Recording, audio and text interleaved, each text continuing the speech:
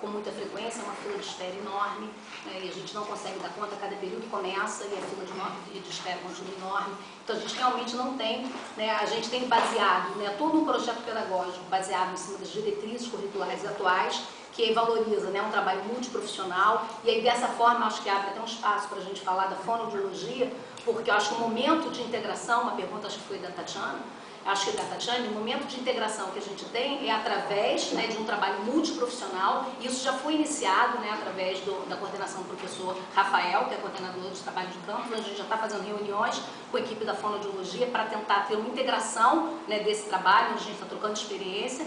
Agora, em relação à questão da clínica, a gente tem que estudar uma maneira, a gente não pode ter desenhado um projeto pedagógico onde a gente visa formar um profissional, né, que tenha uma visão integral da saúde, né, uma visão humanizada, onde de certa forma a nossa assistência aqui deixa a desejar. Né, a gente não tem um compromisso estabelecido no sentido de não ter como garantir vagas. Né. Então isso é uma discussão que nós já iniciamos até dentro da disciplina, onde a gente tem que fazer um grupo de trabalho para poder viabilizar que haja um fluxo que seja resolutivo para o atendimento desse paciente, que ele comece tratando aqui e não fique eternamente sem uma conclusão do seu tratamento. Né? Então, assim, dentro do que a gente tem, o funcionamento do planejamento de triagem é fundamental. Né? A gente tem que basear no funcionamento do planejamento de triagem, só que a gente tem que ter, através da instalação de um prontuário eletrônico, a gente poder ter listado um compromisso com esses usuários, com esses pacientes, de que eles tenham a garantia de entrada e retomada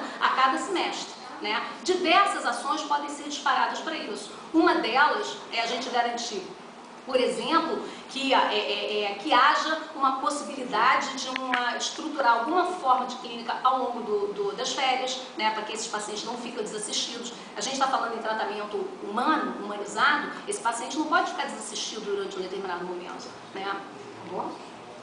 Ah, desculpa. Concluiu? Concluí, tudo bem, desculpa. Tá bem. Professor Essa professora Lucila. Querem que repita? Por favor. Quais estratégias serão realizadas visando garantir a resolutividade do atendimento clínico oferecido à comunidade? Essa questão é uma questão que eu vejo com otimismo. Eu acho que hoje a gente está num bom caminho. A gente tem hoje uma disciplina de planejamento de triagem, e eu não canso de dizer, essa talvez seja a disciplina mais complicada das disciplinas que compõem o nosso pool de disciplinas, porque o profissional que trabalha, se fosse só triagem, seria muito fácil. Mas não é triar e planejar. Eu acho que com boa vontade isso funciona bem. Eu tenho uma experiência como professor da interdisciplinar 3, talvez seja a disciplina de maior complexidade das disciplinas que formam aqui a nossa universidade, e eu vejo que as coisas começam a tomar um formato interessante. Essa coisa do paciente que não sai nunca daqui, eu acho que isso está terminando. Agora, a gente não faz isso da noite para o dia. São ações que estão sendo empreendidas nesse sentido. E eu acho que a gente vai chegar a um bom tempo. Eu sou otimista em relação a isso aí. Acho que a gente não faz em 2 dias, mas acho que a gente vai conseguir chegar lá. Bom, eu acho que além do objetivo de formar o aluno, nós temos que ter, sem dúvida alguma, o compromisso de levar a resolutividade ao paciente, sem dúvida alguma. Agora, a disciplina de planejamento de triagem é fundamental, a coordenação de clínica atuante e a reformulação que foi efetuada na recepção também tem papel fundamental. Esse semestre nós tivemos as nossas disciplinas com pacientes, com melhor circulação dos pacientes, melhor entrada dos pacientes para tratamento.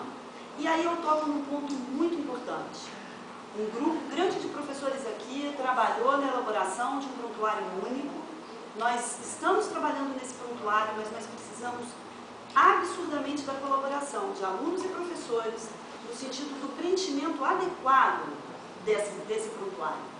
O que eu venho percebendo nas minhas disciplinas é uma deficiência nesse preenchimento, o que atrasa e muito essa resolutividade. Muitas vezes nós temos que refazer, procurar, isso foi feito, isso não foi feito.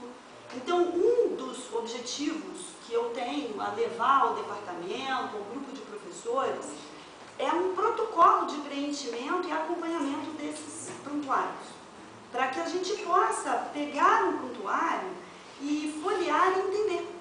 Não basta o prontuário ter sido bem elaborado, como foi, ele precisa ter uma boa utilização. E isso, no meu ponto de vista, está falhando. Obrigada. Nós vamos passar então agora para a terceira etapa do debate. E a terceira etapa é a seguinte: são 3 perguntas formuladas alternadamente de uma chapa para outra. Nós vamos sortear a primeira pergunta, a chapa formulará a primeira pergunta. Como é número ímpar, a gente também vai fazer o sorteio da última pergunta. Então, para a pergunta, a chapa dispõe de 1 minuto para fazer a pergunta. A chapa, no caso, a chapa que vai responder dispõe de 3 minutos para a resposta. E depois tem 1 minuto para réplica e outro para tréplica. Nós vamos sortear, então, a chapa que formulará a primeira pergunta. Tudo bem?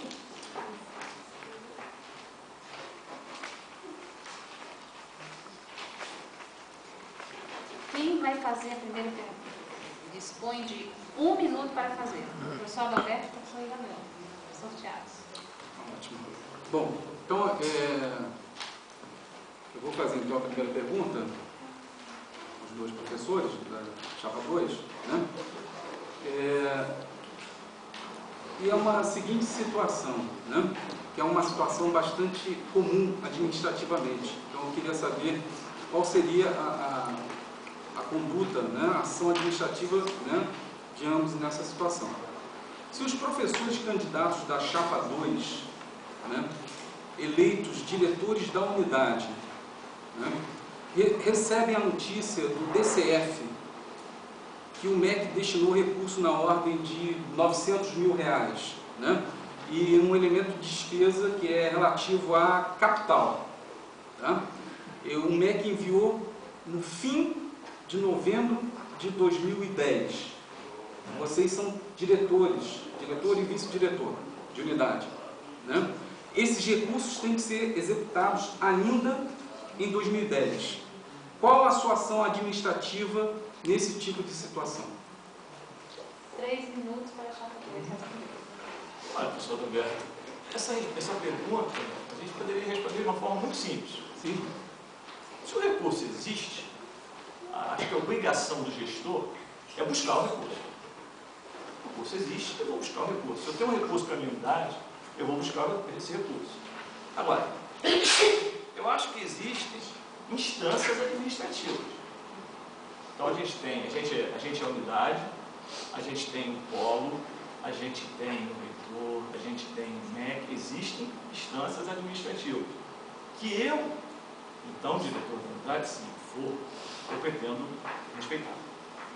Então, na medida que eu tenho uma informação de uma importância vultuosa, como essa que o senhor coloca, eu vou me reportar ao meu diretor de polo, vou levar essa questão ao meu diretor de polo e vou buscar o recurso. É isso. Só que não tem 1 minuto para a réplica. Tá. Bom, talvez eu não tenha me feito explicar bem, né? Na verdade, não há necessidade de buscar esse recurso, ele já existiria, né, dentro da unidade. Então, o recurso DCF, né, que é o departamento, né, de contabilidade da universidade, normalmente ele pega o diretor de unidade e informa, tanto ao diretor de polo quanto ao diretor de unidade, informa: olha, nós temos aqui R$900 mil em capital. Não sei se, né, os senhores sabem, mas o capital está relacionado a equipamento normalmente, né? Até a professora que sabe que é diretora de unidades, quando você, o DCF ou a reitoria te busca nesse sentido, você tem que rapidamente resolver, senão você perde o dinheiro, ele retorna para o MEC. Tá? Então, em função disso, é que muitas vezes você recebe e os equipamentos são comprados entendeu, professora?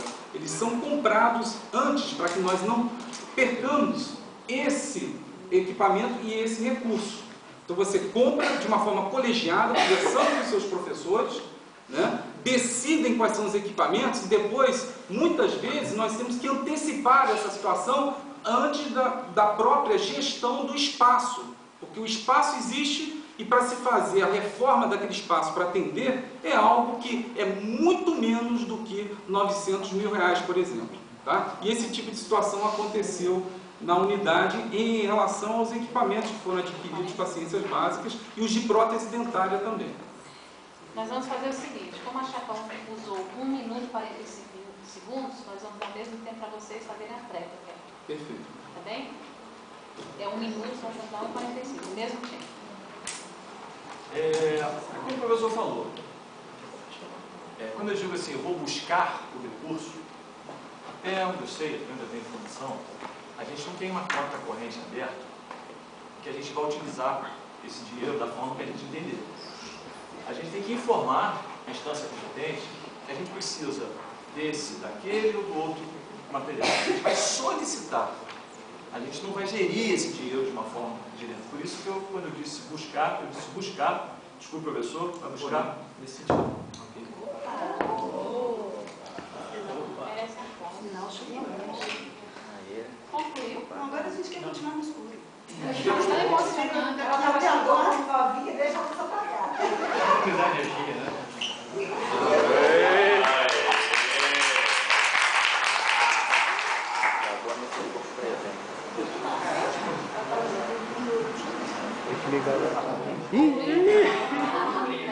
Daqui é mais. Só um minuto, Chapão. Claro, com certeza. Licença,